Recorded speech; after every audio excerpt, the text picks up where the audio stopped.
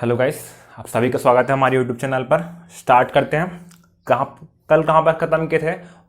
महमूद गजनबी के दरबार में विद्वान। कल क्या पढ़ते हैं? महमूद गजनबी और उनके दरबार में जो विद्वान थे उनके बारे में लास्ट में डिस्कस कर रहे थे अपन। कौन कौन थे? अल बिरूनी थे, ठीक है। हमने सबसे पहले पढ़ा उतबी पढ़ा। क्या पढ़ा सबसे पहले? उतबी। फिर पढ़े हैं अल बिरूनी, फिर दौसी और लास्ट में पढ़े थे बेहाकी। लास्ट में क्या पढ़े थे? बेहाकी। उनकी रचना का क्या नाम था? तारीख ए सुबुक्तगिन। नाम क्या था? तारीख ए सुबुक्तगिन। अब इनके बाद महमूद गजनवी के बाद किन आक्रमणकारियों ने भारत पर आक्रमण किया, इस बारे में अपन को आगे पढ़ना है। तब प्रमुख आक्रमणकारियों में एक बहुत ही फेमस नाम क्या है? मोहम्मद गौरी। नाम क्या है? मोहम्मद गौरी। अब मोहम्मद गौरी भारत में कैसे आया, इसके लिए जानना जरूरी। कौन सा वंश? गौर वंश। कौन सा वंश? गौर वंश। इस गौर वंश का एक और नाम है। नाम क्या है? संसबनी वंश। गौर वंश का एक और नाम क्या है? संसबनी वंश। ध्यान देना, जो गौर वंश है आरंभ में गजनी के ही अधीन है। जो गौर वंश है आरंभ में गजनी के ही अधीन है और बाद में इन्होंने अपनी पृथक सत्ता स्थापित की है। क्या लिखा है? 12वीं सदी के मध्य में, मतलब 1150 के आसपास। 1150 के आसपास एक नए वंश का उदय हुआ। वंश का नाम क्या है? गौर वंश, ठीक है ना। इन्होंने अपनी जो प्राथमिक सत्ता है उत्तर पश्चिम अफगानिस्तान के आसपास स्थापित की थी। कहां स्थापित हुई है? उत्तर पश्चिम अफगानिस्तान में गौर वंश का उदय हुआ है। और कुछ दिनों बाद 1163 में गयासुद्दीन बिन साम नाम का व्यक्ति शासक बना है। गौर वंश में गयासुद्दीन बिन साम नाम का व्यक्ति शासक बना है, जिसने कुछ साल बाद ही गजनी पर विजय प्राप्त कर ली है। और गजनी पर विजय प्राप्त करने के पश्चात अपने छोटे भाई शिहाबुद्दीन मोहम्मद बिन साम को गजनी की जिम्मेदारी सौंपी है। फिर से बोल रहा हूं मैं, गयासुद्दीन बिन साम शासक बना है। कब? 1163 में। और कुछ समय पश्चात उसने गजनी पर आक्रमण किया है, गजनी पर विजय प्राप्त कर लिया है। जब गजनी पर विजय प्राप्त कर लिया है तब वहां पर अपने छोटे भाई शिहाबुद्दीन मोहम्मद बिन साम को गजनी की जिम्मेदारी सौंपी है। और तब शिहाबुद्दीन मोहम्मद बिन साम मोहम्मद गौरी के नाम से क्या बनेगा? शासक बनेगा। शिहाबुद्दीन मोहम्मद बिन साम मोहम्मद गौरी के नाम से शासक बनेगा। कब? 1173 में। अब मोहम्मद गौरी शासक बन चुका है। कहां का? गजनी का। जब वो गजनी का शासक बन चुका है तब भारत पर आक्रमण की योजना बना रहा है, ठीक है। सबको पता है क्या? महमूद गजनवी ने भारत पर आक्रमण किया और यहां से बहुत अधिक मात्रा में धन लूट कर ले गया है। इसी कारण मोहम्मद गौरी को पता है क्या कि भारत में बहुत अधिक मात्रा में धन है और यहां पर वो लूटपाट कर सकते हैं। लेकिन ध्यान देना, दोनों में एक डिफरेंस है। हमने जब पढ़ा है महमूद गजनवी, तब मैं बार बार बोला हूं कि उनके आक्रमण का एकमात्र उद्देश्य क्या था? भारत से धन प्राप्त करना, भारत से केवल धन प्राप्त करना है। लेकिन मोहम्मद गौरी के आक्रमण का उद्देश्य केवल धन प्राप्त करना नहीं था, वो साथ ही साथ भारत के क्षेत्रों पर अपना अधिकार भी स्थापित करना चाहता था। ध्यान देना, मोहम्मद गौरी केवल धन नहीं चाहिए उसको भारत के क्षेत्रों पर अपनी सत्ता भी जमानी है। इसीलिए जहां जहां पर आक्रमण करेगा वहां पर अपनी सत्ता चलाएगा, वो अपनी सत्ता चलाएगा। इसी क्रम में मोहम्मद गौरी ने 1175 में मुल्तान पर, 1176 में सिंध पर आक्रमण किया। 1175 में मुल्तान पर, 1176 में सिंध पर आक्रमण किया है और इन दोनों क्षेत्रों पर आसानी से विजय प्राप्त कर ली है, ठीक है। अब इस रास्ते से होता हुआ वो आगे बढ़ रहा है, ठीक है। हम सबको पता है क्या कि महमूद गजनवी ने अपने 16वें आक्रमण में सोमनाथ मंदिर को लूटा था, सोमनाथ के मंदिर को लूटा था और वहां से बहुत अधिक मात्रा में धन संपदा लूट कर ले गया है वो, ठीक है। और सेम धन संपदा की रास्ता किसको है? इस मोहम्मद गौरी को है। और इसी कारण ये रास्ता अपनाते हुए वो सोमनाथ पर आक्रमण करना चाह रहा है। बात कब की है? 1178 की। बात कब की है? 1178 की, जब मोहम्मद गौरी ने सोमनाथ पर आक्रमण किया है। सोमनाथ पर आक्रमण किया। सोमनाथ कहां है? गुजरात में। कहां है सोमनाथ? गुजरात में है। जब महमूद गजनवी ने सोमनाथ पर आक्रमण किया था, तब उस समय कौन सा वंश था? सोलंकी वंश था। कौन सा वंश था? सोलंकी वंश का शासक का नाम क्या था? मूल राजा प्रथम या फिर भीम प्रथम था, जिन्हें महमूद गजनवी ने पराजित किया था। ठीक है, अभी भी जब मोहम्मद गौरी ने आक्रमण किया है उस समय भी वहां पर सोलंकी वंशी शासन कर रहा है। जब मोहम्मद गौरी ने किया तब भी और जब महमूद गजनवी ने किया तब भी, दोनों ही समय पर सोलंकी वंश का ही शासन था। लेकिन अभी कौन है शासक? भीम द्वितीय। कौन है अभी? भीम द्वितीय या फिर मूल राजा द्वितीय। उस समय कौन था? भीम प्रथम थे। कौन थे उस समय? भीम प्रथम थे। अभी कौन है? भीम द्वितीय। ध्यान देना, ये अल्पवयस्क हैं, ये अल्पवयस्क हैं, इसीलिए इनकी संरक्षिका के रूप में इनकी माता नयिका देवी जी, इनकी माता का नाम क्या है? नयिका देवी जी शासन कर रही है। ठीक है, भीम द्वितीय क्या है? अल्पवयस्क है, इसी कारण इनकी संरक्षिका के रूप में इनकी माता जी नयिका देवी शासन कर रही है। हमारा समाज कैसा रहा है? पुरुष प्रधान समाज रहा है। कैसा रहा है? पुरुष प्रधान समाज रहा है। इसी कारण हमेशा महिलाओं के बारे में पुरातन काल में इतने अच्छा नहीं लिखा गया है। बहुत सारे जो चीजें हैं वो नहीं बताई गई है। बताया क्या कहता है? भीम द्वितीय ने पराजित कर दिया मोहम्मद गौरी को, लेकिन संरक्षण किनका है? नयिका देवी का। शासन की समझ जिम्मेदारी इसके ऊपर है, नयिका देवी के ऊपर है। ठीक है, और इनके नेतृत्व में ही भीम द्वितीय, ठीक है ध्यान देना, राजा का नाम ही बोलते हैं, जब भी बोलते हैं राजा का नाम ही बोलते हैं। और इस समय हालांकि अल्पवयस्क हैं, लेकिन राजा कौन है? भीम द्वितीय हैं। इसी कारण नयिका देवी के संरक्षण में सोलंकी वंश या सोमनाथ की सेना ने मोहम्मद गौरी को इस युद्ध में पराजित कर दिया है। मोहम्मद गौरी को इस युद्ध में पराजित कर दिया। जीता कौन है? भीम द्वितीय या मूल द्वितीय यहां पर जीत गए। ये मोहम्मद गौरी की भारत में पहली पराजय थी। ठीक है, मोहम्मद गौरी की भारत में पहली पराजय थी जब उन्होंने सोमनाथ पर आक्रमण किया था। वहां पर शासन किसका है? भीम द्वितीय का है, जो कौन से वंश के हैं? सोलंकी वंश के हैं। कौन से वंश के हैं? सोलंकी वंश के हैं। उनकी माता नयिका देवी जी उनके संरक्षक के रूप में कार्य कर रही है और उन्होंने मोहम्मद गौरी को पराजित कर दिया। मोहम्मद गौरी हार गया है और उसे वहां से भागना पड़ा। मतलब क्या है? मोहम्मद गौरी अब वापस अपने क्षेत्र गजनी चला गया है। लेकिन गजनी जाकर वह शांत नहीं बैठा है। उसके मन में अभी भी क्या लालसा है? कि भारत को जीतना है। इसीलिए प्लानिंग करेगा और उसे पता है कि इस रास्ते में कौन बैठे हैं? नयिका देवी जी बैठी है, भीम द्वितीय बैठा है। मतलब ये रास्ता अब सेफ नहीं है। इसी कारण एक दूसरा रास्ता अपनाएगा। इसी कारण मोहम्मद गौरी एक दूसरे रास्ते से भारत पर आक्रमण करने की योजना बना रहा है और इसी कड़ी में उसने ये वाला रास्ता अपनाया है। ठीक है, ये वाला रास्ता अपनाया है जहां पर उसने 1179 में पेशावर पर, 1181 में लाहौर पर कब्जा कर लिया। 1179 में पेशावर पर और 1181 में लाहौर पर कब्जा कर लिया। यहां तक बात सही थी। कॉम्प्लेक्शन आ रहा है जब उन्होंने 1189 में भटिंडा वाले क्षेत्र पर आक्रमण कर दिया। ठीक है, भटिंडा वाले क्षेत्र पर मोहम्मद गौरी ने आक्रमण कर दिया। उस समय प्रॉब्लम आई है, देखते हैं प्रॉब्लम क्या आई है। ठीक है, ये कौन सा एरिया? पंजाब है। यहां पर क्या है? राजस्थान है।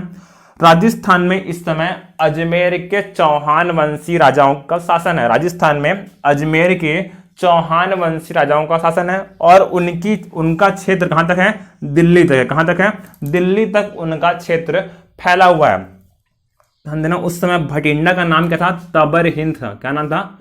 तबर हिंद। भटिंडा का ही नाम था, प्राचीन नाम तबर हिंद। और इस तबर हिंद वाले क्षेत्र पर जब मोहम्मद गौरी ने आक्रमण किया, यह बात चौहान वंश के राजा पृथ्वीराज चौहान तृतीय जी को बिल्कुल पसंद नहीं आई है कि उनके क्षेत्र पर किसी विदेशी शासक ने आक्रमण किया है। और इसी कारण उन्होंने युद्ध की योजना बनाई है कि कैसे आपने भटिंडा या फिर तबर हिंद पर आक्रमण कर दिया। और इस तनातनी के कारण मोहम्मद गौरी और अजमेर के शासक पृथ्वीराज चौहान तृतीय के मध्य एक बहुत ही निर्णायक और महत्वपूर्ण युद्ध होने वाला है, जिसे हम कहते हैं क्या? तराइन का प्रथम युद्ध। क्या होने वाला है? तराइन का प्रथम युद्ध कब की बात है? 1191 की बात है। कब की बात है? 1191 की बात है। तराइन का प्रथम युद्ध मोहम्मद गौरी और पृथ्वीराज चौहान तृतीय के मध्य लड़ा गया था। पृथ्वीराज चौहान तृतीय कौन से वंश के हैं? चौहान वंश के हैं। कौन से वंश के हैं? चौहान वंश के हैं। ये अजमेर के शासक हैं। कहां के शासक हैं? अजमेर के शासक हैं। दोनों के मध्य जब युद्ध हुआ उसमें मोहम्मद गौरी पराजित हुए। जीता कौन है? पृथ्वीराज चौहान तृतीय जीत गए हैं। पृथ्वीराज चौहान तृतीय जीत गए हैं, मोहम्मद गौरी पराजित हो गए। ये क्या है? उनकी दूसरी पराजय। पहली पराजय कहां हुई थी? सोमनाथ में हुई थी। कब? 1178 में। जब पराजित हो गए हैं तब इन्हें बंदी बनाया गया है। बंदी बनाया गया है और पृथ्वीराज चौहान जी के जितने भी मंत्री हैं सबने एक सुझाव दिया। सुझाव क्या दिया है? कि इस मोहम्मद गौरी को मार दिया जाए। मोहम्मद गौरी को मार दिया जाए। लेकिन पृथ्वीराज चौहान जी ऐसा नहीं करते। ठीक है, जब मोहम्मद गौरी ने क्षमा मांगी है तब पृथ्वीराज चौहान जी उन्हें छोड़ देंगे और मोहम्मद गौरी फिर से कहां चला गया है? गजनी चला गया है। ध्यान देना, एक बहुत बड़ी भूल थी पृथ्वीराज चौहान जी की। उन्होंने मोहम्मद गौरी को जाने दिया। ठीक है, अब जब जाने दिया तब इस अपमान का बदला लेना चाह रहा है कौन? मोहम्मद गौरी। ठीक है, चुप नहीं बैठेगा। हालांकि पृथ्वीराज चौहान जी खुश हैं कि शासन बच गया है और इन्होंने आसानी से इसको हरा दिया है, लेकिन मोहम्मद गौरी परेशान है, प्लानिंग कर रहा है कि कैसे पृथ्वीराज चौहान जी को हराया जाए। और ठीक एक साल बाद ही उसने अपनी सेना तराइन के पास खड़ी कर दिया। अच्छा, तराइन कहाँ है? वर्तमान हरियाणा में। तराइन कहाँ है? वर्तमान हरियाणा में है। ठीक है, एक साल बाद जब मोहम्मद गौरी ने तराइन में फिर से अपनी सेना खड़ी कर दी है तब पृथ्वीराज चौहान जी ने साहस दिखाया। अपने सेनापति को कहा है कि जाकर पूछ के आओ कि एक साल पहले ही हराया हूं मैं। ठीक है, फिर से आक्रमण क्यों कर रहे हैं? तब मोहम्मद गौरी ने एक बात कही। क्या बात कही है? कि मैं सिर्फ संधि करने आया हूं। और ये बात सुनकर पृथ्वीराज चौहान जी की पूरी सेना निश्चिंत हो गई है कि संधि करना है वो। ठीक है, कोई भी आक्रमण करने नहीं आए हैं। ठीक है, जैसे हिंदू धर्म है या महाभारत जैसे हम बोलते हैं ना, उसमें एक बात के बोली गई है। क्या? कि सूर्यास्त के बाद आक्रमण नहीं करना, सूर्यास्त के बाद अस्त्र या शस्त्र नहीं चलना चाहिए। और यही बात का पालन कौन करती है? पृथ्वीराज चौहान जी की सेना करती है कि शाम के बाद, सूर्यास्त के बाद अस्त्र शस्त्र नहीं चलाना है। और पूरी सेना निश्चिंत होकर सो गई है। लेकिन यह बात मानता नहीं है कौन? मोहम्मद गौरी ये बात नहीं मानता है। ठीक है, और रात के समय में जब पृथ्वीराज चौहान जी की सेना सो रही है, ठीक उसी समय पर मोहम्मद गौरी ने इनके शिविर पर आक्रमण कर दिया। पृथ्वीराज चौहान जी के शिविर पर आक्रमण कर दिया है और उनकी सेना को संभालने का भी मौका नहीं मिला। पृथ्वीराज चौहान जी की सेना को संभालने का मौका नहीं मिला और मोहम्मद गौरी इस युद्ध में जीत गया। हारा कौन है? पृथ्वीराज चौहान जी इस युद्ध में हार गए हैं। पृथ्वीराज चौहान जी इस युद्ध में हार गए। ध्यान देना, एक बहुत बड़ा युद्ध है। कौन सा? तराइन का द्वितीय युद्ध। क्योंकि इसने भारतीय इतिहास को सिनारियो है उसको पूरी तरीके से बदल कर रख दिया है। पृथ्वीराज चौहान जी के बारे में बोलते हैं कि अंतिम हिंदू राजा थे जिन्होंने अच्छी तरीके से दिल्ली पर या फिर एक बड़े भूभाग पर शासन किया। और इनके बाद कोई भी हिंदू राजा इतने बड़े भूभाग पर कभी भी शासन नहीं कर पाया। ठीक है, अब कौन आएंगे? मोहम्मद गौरी आएंगे और उनके गुलाम आएंगे। सल्तनत काल आएगा, फिर मुगल काल आएगा। ठीक है, इसके बाद कोई भी हिंदू इतने बड़े भूभाग पर, उत्तर भारत में इतने बड़े भूभाग पर कभी भी सत्ता शासन संभाल नहीं पाएगा। ठीक है, ये अंतिम हिंदू राजा थे जिन्होंने इतने बड़े भूभाग पर शासन किया है। ठीक है, अब जब युद्ध हुआ हार कौन गया? पृथ्वीराज चौहान जी हार गया। जीता कौन है? मोहम्मद गौरी जी। अब इसके बैकग्राउंड में जाते हैं कि पृथ्वीराज चौहान जी इतने साहसी व्यक्ति हैं, इनके पास एक बहुत बड़ी आर्मी है। फिर हार कैसे गए हैं? ठीक है, जानते हैं बार बैकग्राउंड में हो क्या रहा है। हम देना, हमने पढ़ा इसके बारे में भीम द्वितीय या फिर मूल राज्य द्वितीय के बारे में। भीम द्वितीय या फिर पढ़ा है मूल राज्य द्वितीय के बारे में। ठीक है, कौन से वंश के हैं ये? सोलंकी वंश के हैं। जब मोहम्मद गौरी ने आक्रमण किया था 1178 में, तब ये क्या थे? अल्पवयस्क थे। तब ये अल्पवयस्क थे, लेकिन बाद में बड़े हो गए, लेकिन बाद में बड़े हो गए, इस समय तक बड़े हो चुके हैं ना, इस समय तक बड़े हो चुके हैं। ठीक है, कहां पे थे ये? सोमनाथ पर थे। अब एक बार राजस्थान गए, कहां गए हम? राजस्थान गए हम। ठीक है, वहां पर एक राजकुमारी है, वहां पर कौन है? एक राजकुमारी है। जैसे ही भीम द्वितीय उस राजकुमारी को देखते हैं वो सम्मोहित हो जाते हैं, वो सम्मोहित हो जाते हैं। उनके दिल में घंटी बजती है, ठीक है, उनके दिल में घंटी बजती है, लेकिन उस राजकुमारी को कुछ भी नहीं होता है, उस राजकुमारी के दिल में कुछ भी नहीं होता है। ठीक है, संयोग से उस राजकुमारी की शादी किससे होती है? पृथ्वीराज चौहान जी से होती है। किससे होती है? पृथ्वीराज चौहान जी से होती है। मतलब क्या है? जो भीम द्वितीय है उनके मन में द्वेष है पृथ्वीराज चौहान के प्रति, उनके मन में द्वेष है पृथ्वीराज चौहान के प्रति। कहा तो यह भी जाता है कि उन राजकुमारी को लेकर भीम द्वितीय और पृथ्वीराज चौहान के मध्य एक युद्ध भी लड़ा गया था, एक युद्ध भी लड़ा गया था दोनों के मध्य। मतलब क्या है? ये भी राजपूत हैं, ये भी राजपूत हैं, और इनकी सहायता इस समय पृथ्वीराज चौहान जी को नहीं मिल पाई। जब तराइन का सेकंड युद्ध हुआ है तब इनकी सहायता नहीं मिली किसे? पृथ्वीराज चौहान जी को। ठीक है, उस समय का अलग अलग क्षेत्रों में अलग अलग राजपूत शासक शासन कर रहे हैं और सभी एक दूसरे की हेल्प करते हैं, लेकिन इस समय में भीम द्वितीय ने सहायता नहीं की है। एक और घटना है, ये कौन सा इलाका है? हमारा उत्तर प्रदेश का इलाका है। कौन सा इलाका है? उत्तर प्रदेश का। यहां पर एक जगह है, कौन सी?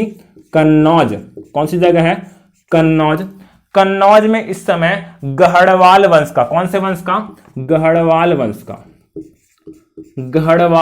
का शासन है। कन्नौज में इस समय गढ़वाल वंश का शासन है, जिसके राजा कौन है? राजा जयचंद। कौन है? राजा जयचंद जी। ठीक है, कहां पर है ये? कन्नौज में है। कौन सा वंश है? गढ़वाल वंश। राजा का क्या नाम है? जयचंद। जयचंद जी की एक पुत्री है, नाम क्या है? राजकुमारी संयोगिता। नाम क्या है? राजकुमारी संयोगिता। जब पृथ्वीराज चौहान जी ने राजकुमारी संयोगिता को देखा है तो वो उस पर सम्मोहित हो गए हैं। तब पृथ्वीराज चौहान जी जयचंद की पुत्री संयोगिता पर सम्मोहित हो गए हैं, लेकिन जयचंद जी शादी के लिए क्या है? इच्छुक नहीं है, मान नहीं रहे हैं। तब पृथ्वीराज चौहान जी ने राजकुमारी संयोगिता के साथ राक्षस विवाह किया। क्या किया है? राक्षस विवाह किया। मतलब क्या है? इन्होंने राजकुमारी संयोगिता का अपहरण किया और अपहरण करके उनसे विवाह कर लिया। ठीक है, पृथ्वीराज चौहान जी ने राजकुमारी संयोगिता का अपहरण किया और अपहरण कर उनसे विवाह कर लिया। अब जब ये बात जयचंद जी को पता चलेगी तब उनको अच्छा लगेगा? नहीं लगेगा। ठीक है, मतलब क्या है? जयचंद जी अब रुष्ट हो चुके हैं किनसे? पृथ्वीराज चौहान जी से, और उन्होंने भी इस युद्ध में सहायता नहीं की। सहायता क्या बोलिए? उन्होंने ही मोहम्मद गौरी को बुलाया है और मोहम्मद गौरी की हेल्प की है। इस युद्ध में उन्होंने ही मोहम्मद गौरी की हेल्प की है पृथ्वीराज चौहान जी को हराने में, और यही कारण बना है क्या? इनकी पराजय का। यही कारण बना है क्या?